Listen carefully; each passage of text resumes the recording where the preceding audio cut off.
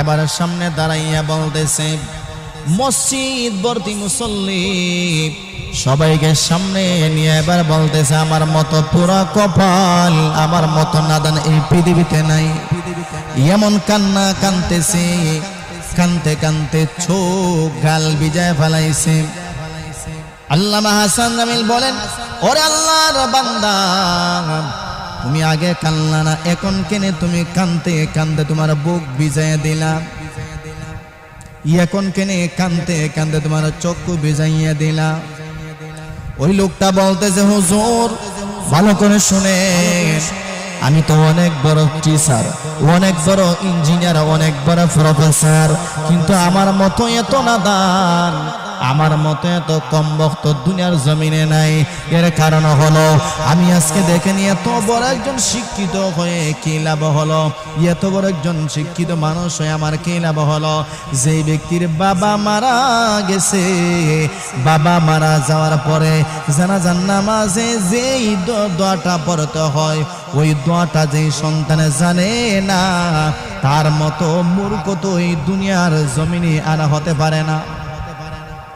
হুজুর ভালো করে শুনেন, আমার বাবা লক্ষ লক্ষ কোটি টাকা খরচ করে আমাকে এত বড় শিক্ষিত বানাইছেন, কিন্তু এত বড় শিক্ষিত বানাইয়া কি লাভ?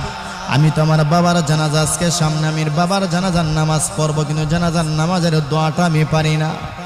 আমার মতো পুরা কপাল এই দুনিয়াতে আর কেউ হতে পারে না।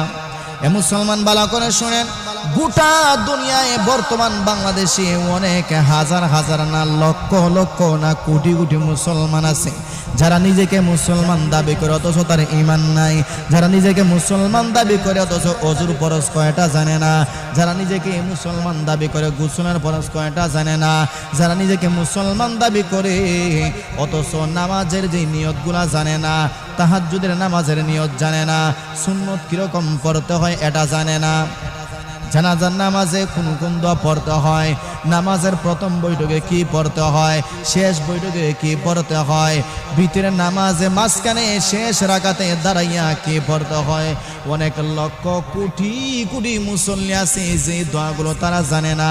অথচ মুসলমান শুনো, ভালো করে শুনো, আমরা তো মুসলমান, একদিন মৃত্যু আমাদের জন্য অবধারিত, মরতে আমাদেরকে হবে, কিন্তু যদি এরকম ঈমান আমল নিয়ে যায়, মরতে দেরি হবে, জাহান্নামের আগুনে জ্বলতে একটা সেকেন্ড দেরি হবে না। আল্লামা হাসান জামিল সাহেব উনি এবার বলতেছেন, এই যুবকটা এমন ভাবে কাঁদতেছে,